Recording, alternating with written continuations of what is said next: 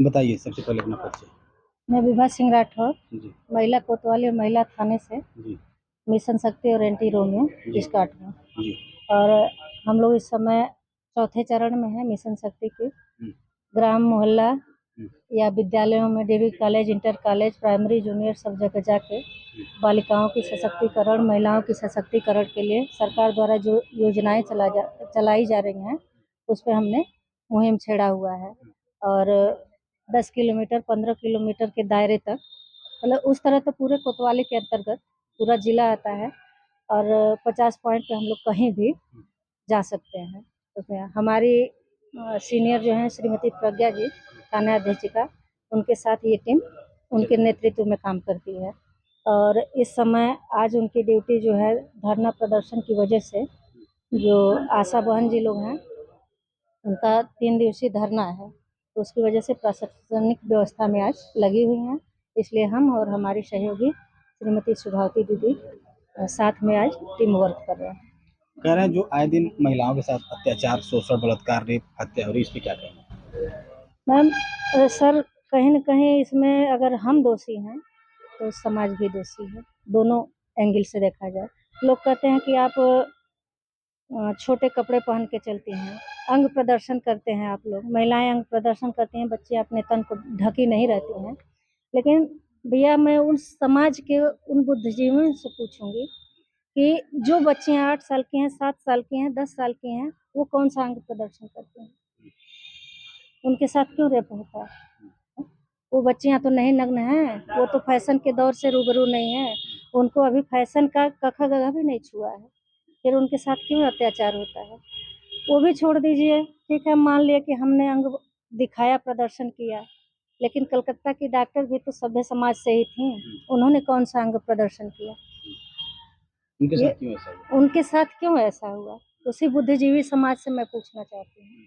इसलिए हम लोग अपने मुहिम पे या मुख्यमंत्री जी के, प्रधानमंत्री जी के जिले स्तर से ये मुहिम छेड़ा गया है, घर-घर जा कर के, आस-पास, पड़ोस, गाँव, मोहल्ले सब जगह जा कर के हम महिलाओं को जागरूक अगर कर रहे हैं, बच्चियों को बहन बेटियों जागरूक के कर रहे साथ हैं। ऐसा अत्याचार होगा तो बाहर कैसे निकलेंगे? आप बताइए। नहीं निकल पाएँगे भैया, नहीं अभी निकल एक पाएँगे। सरायमेल की घटना बता दें आपको। जी। एक लड़का एक लड़की से प्रेम किया, हुँ। 6-7 महीने बाद उसको बुला करके उसकी हत्या कर देता है। क्या लगता है आपको? क्या ये रीज़न? ये लव जिहाद के थ्रू है भैया। ये धार्मिक जो कट्टरता है हमारे समाज में, ये है। अभी मैं 5 दिन पहले की घटना बता रही हूँ इसी पार्क की। 3 बच्चियाँ थीं दलसिंगार मोहल्ले सॉरी नंदारपुर की।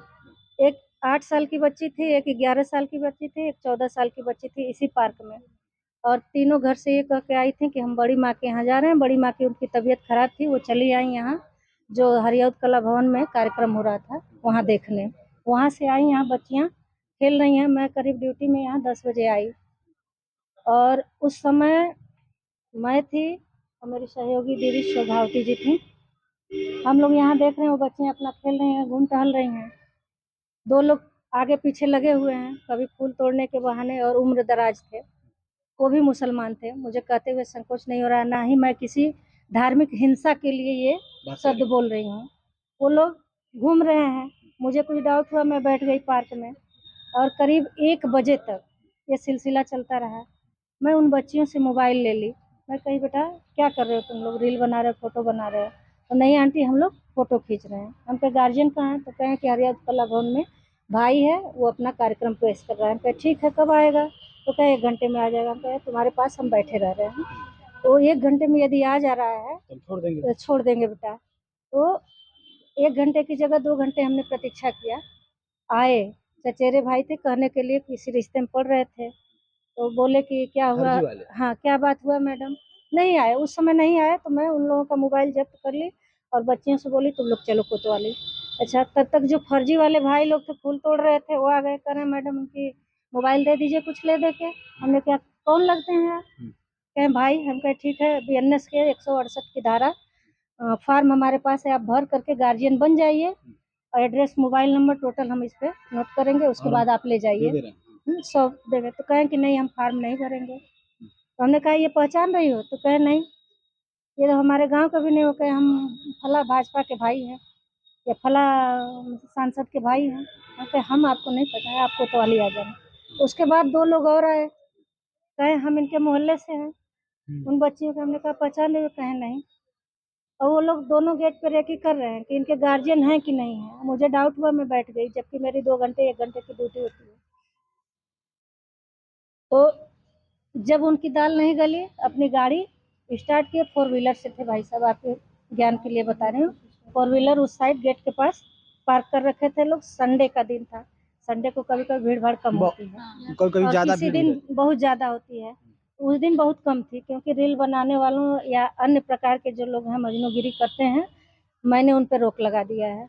या ये कहिए कि मेरे आते ही वो लोग भग जाते हैं, कोई बाउंड्री कूद के, कोई इधर से। तो वो आए, कहे मेरी बहनें मैं साथ लेके जा रहा हूँ। कि भाई साहब अभी तुरंत फार्म भरिए, गार्जियन बनिए और लेके जाइए। उसके बाद गाड़ी स्टार्ट किए लोग, इधर आ गए इस गेट की तरफ। मुझे डाउट हुआ, मैंने बच्चे से कहा बच्चे तुम लोग मेरे साथ चलो, और 2 को मैंने घर भेज दिया जो बड़ी थी। उसमें कहे कि अपने गार्जियन को कोतवाली लेके आओ। कोतवाली लेके आई। वहाँ पे कोतवाली पे हमारी दीवान जी मुंशी जी थी। हमने कहा दीदी ऐसी ऐसी बात है, मोबाइल वहाँ पे दे दिया। उनके गार्जियन को बुलवाई, गार्जियन लोग आए और अपने बच्चे को भी 2-2 झापड़ मारे। कहे कि ये आई थी बड़ी माँ के पास तो कैसे यहाँ आ गए। हम कहे अगर मौके पे नहीं गए तो आज ये लोग किडनैप हुए होते, क्योंकि दोनों गेट से रेकी हो रही थी। भाई ऐसी समस्या है, बताइए उन बच्चियों का कौन सा कसूर है जो जिनका बाल्यावस्था है, खेलने के लिए वो स्वच्छंद है, उन्मुक्त है, फिर भी उन पर समाज बाउंडेशन लगा रहा है, निगाह बाउंडेशन लगा रहा है। मैं बस इतना ही कहूंगी कि मन भगीरथ का यूं आज मैला हुआ, नीर गंगा का जब से विषैला हुआ। मन भगीरथ का यूं आज मैला हुआ, नीर गंगा का जब से विषैला हुआ। डूबती आंखों में अब प्रेम ठहरे कहाँ, तो स्नेह और प्रेम नहीं है। डूबती आंखों में अब प्रेम ठहरे कहाँ, वासनाओं का काजल है फैला हुआ। इसलिए सर्पिणी ने कहा सर्प से, हे नाथ आदमी हमसे ज्यादा विषैला हुआ। हमने तो एक यमुना मात्र को विषैला किया था, लेकिन ये पुरुष रूपी जो है नाग, कालिया नाग, ये पूरे समाज को अपने वासनात्मक दृष्टि से दूषित कर दिया है। धन्यवाद भैया। बहुत बहुत धन्यवाद, बहुत बहुत धन्यवाद।